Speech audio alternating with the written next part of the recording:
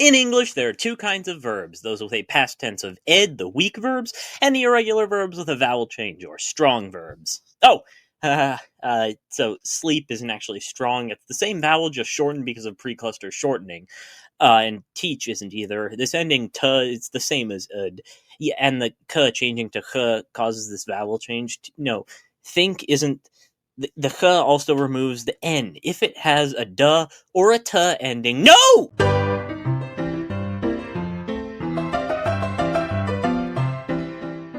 So as you can see, there are actually more than two kinds of verbs.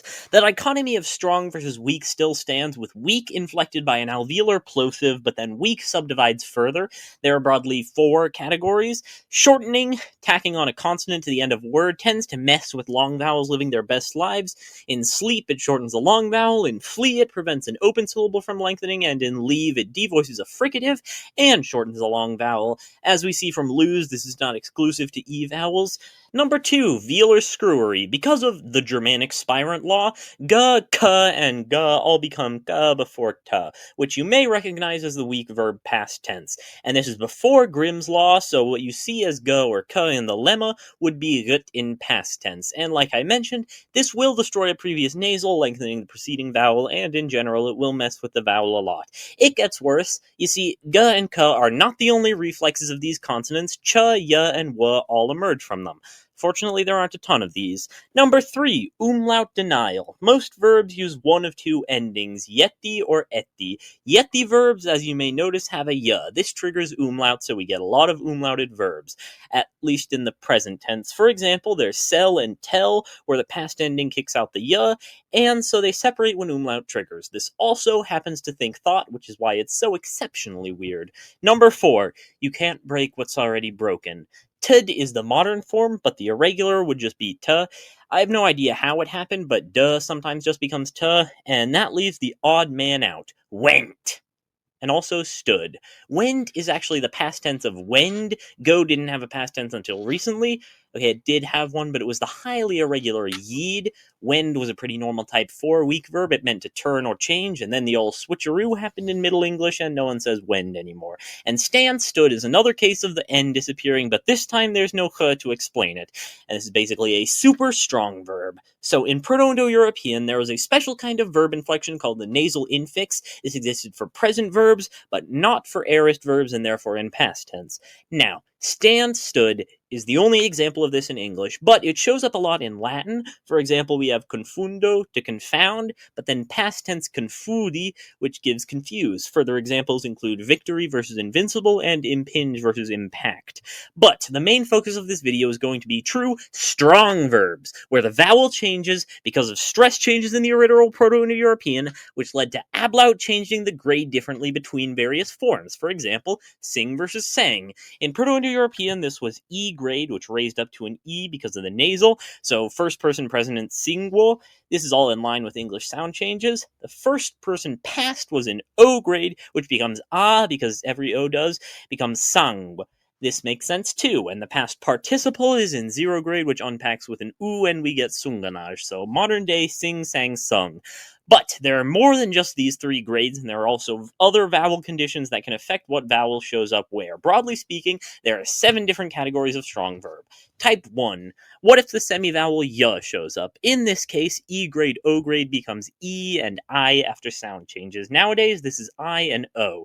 This includes write, wrote, shine, shone, and smite, smote. It also includes whine, whined, bite, bit, and writhe, writhed. And a bunch of other verbs that never made it to English. You see, just as verbs can become strong, verbs can also become weak, which is way more common. Type 2, what if the semivowel w shows up? In that case, E grade, O grade becomes o and ow after sound changes. Present can also be 0 grade. Nowadays, this is E and E. Because there's the same vowel, pretty much every word here turns weak, so we get seethed, seethed, and reek, reeked. There is fly, flew, but that has a G being irregular. Also freeze, froze, which is irregular, but probably the closest we have. Type 3, no special semivowels, just E grade, O grade, which becomes E and I in Proto-Germanic and also nowadays. Now, this only becomes E before a nasal, which is the only place it shows up nowadays. So, yes, we have stink stank and sing sang and swim swam, but we also have melt melted and help helped. Actually, help might be the one exception. For type 3, there's also a lot of cases where you throw out the simple past and use the participle, which is oo, so we get find found and swing swung and win one. Type 4, E grade, O grade again, except this time it usually lengthens further down the line, so we get E and O. This is bear, bore, tread, trod, and swell, swollen. This is mostly the same as Type 3, except it's fine remaining strong if there's no nasal to raise it. Type 5, the same as Type 3 again. Weave, wove, get, got, seesaw. Type 6, a bunch of confusing forms involving a long O. This is presumably a 0 grade, O grade, where the past tense is somehow lengthened and raised back into a long O. This is take, took, wake, woke, and forsake, forsook. Please keep in mind that long O has 2 different reflexes in modern English. And type 7, reduplicated forms which may or may not involve umlaut, laryngeals, and long vowel grades. These are O grade, O grade. Also, these contain the entirety of the other systems. They have 5 different subtypes. Strong past tenses are not preserved in 7a and 7b, but we do see beaten using a strong participle. For 7c, 7d, and 7e, we end up with a back vowel, which is affected by umlaut. I think it umlauts because of this nasal long e in the subjunctive ending. Anyway, short versions switch from ah to ah-eh. That's fall, fell, and hold, held. Long o versions switch from o to o-eh, which is grow, grew, and long e versions switch from first into then and then o-eh, which is no new. And that covers strong verbs. Now to get into what the title is actually talking about, I pulled up a list of the 100 most common verbs, and now we can make them stronger. No more duh or tuh endings, just vowel ablouts. So to have is a weak verb with an alveolar ending. There are a couple of irregularities I should mention here. First of all, the geminated buh shouldn't have been weakened to vuh, but whatever. Secondly, this should be umlauted and be heave. In fact, this is where we get heave from, but again, whatever. Also, this o shouldn't be nasal. Anyway, strong verbs never have this umlaut ending, so we should be fine with have. And then it would be type 7c reduplicated as hechavi in Proto-Germanic and becoming have, haven.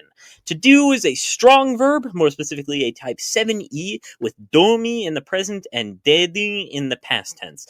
This is an athematic verb, so a lot of vowels are missing. It was reinterpreted as weak when the reduplicated ending became a weak ending. In other words, this is the part of the root that's cognate with do, and this is the part that did is descended from. That's unique. To standardize this, we make it thematic, and then we would have do in present and dedoi in the past. So it would be do, do, alongside grow, grew, with these forms copying the inserted wa from the infinitive. Say is a weak verb, technically irregular because this diphthong is spelled differently. Phooey.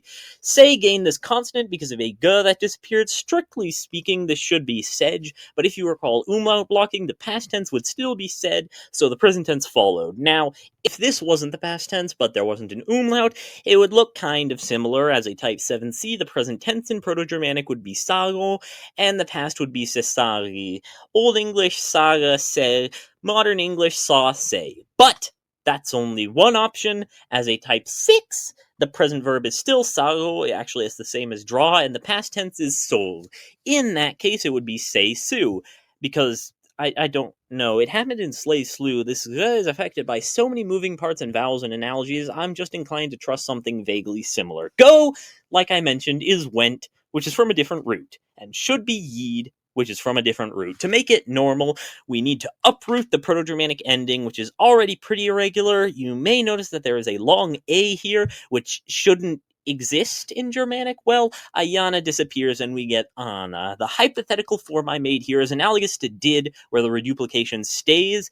Like I said, that's irregular, but without it, there's just not a vowel here. So we have to move it out of 0 grade to go and gegoli. That becomes go and goo, exactly the same as do. Make didn't technically exist in Proto-Germanic, but we can surface analyze some hypothetical form makona that inflects in familiar ways. We have present mako, and then again we have the dichotomy type 7c memaki versus type 6 mok. I favor make muk because of the take, shake, and the laryngeal here. Take, get, no, see, and come are all strong already. Think, as referenced in the thumbnail, could be a pretty simple type 3 think, thank, thunk. Want is difficult because it was two syllables in Proto-Germanic. Now, there are two-syllable strong verbs, but these are all stressed on the third to last syllable because they're prefixed like begin, become, understand. Now, strictly speaking, want is like that too. The prefix wan is preserved in the word wanton, and want itself is received via Norse, so it's irregular. But if we accept that, then this is the vowel that changes, becoming wanato in the present, and again, type 7c, wanatati, which, if we're being honest, probably still finds its way to wanted, but we have to assume this hypothetical English self-corrects weakening, so we end up with it overcorrecting to the non-existent wanto and wewanti, which becomes want and went. The reconstructed form of look is not yet solid, but we could expect something like lokana, although no PIE root exists here. It was probably affected by analogy to lock, which looks similar at the time. This would be a pretty simple type 7e, with loco in present and leloki in past becoming look leak. Use is from French. Find and give are already strong and influenced by Norse. Tell, if you'll recall, was taljana, which umlauted to tell with told blocking it, but instead of doing another class 7 verb, I'm going to pretend it was E grade so we can use a type 4. Also, I'm going to make it a natural geminate, so actually type 3. In Proto-Germanic, that's telo with a past tense tal. This, in English, would probably be tell, tall, tollen, though influence from type 4 verbs, especially stole, stolen, could force tell, tol, tollen. And maybe 7C fell, fallen makes them switch unpredictably. Also, if we adjust the root for this, tail changes too. Call is another, unfortunately very predictable type 7C short O grade present tense.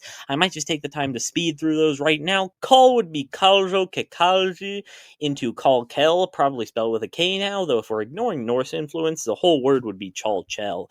Talk would be talco, tetalki, modern day talk telk.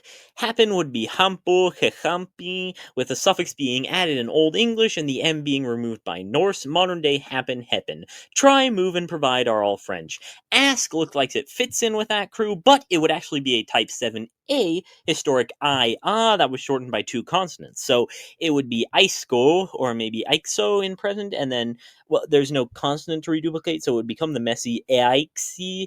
We don't need to worry about that. In most cases, a consonant would separate them. In this case, it harmonizes height, is umlauted back to a front vowel, and shortens for modern day ask-esk, or ax-x in AAVE, or ass-s in most ordinary speech. Need, again, did not exist in Proto-Germanic, but we can surface analyze new Diana.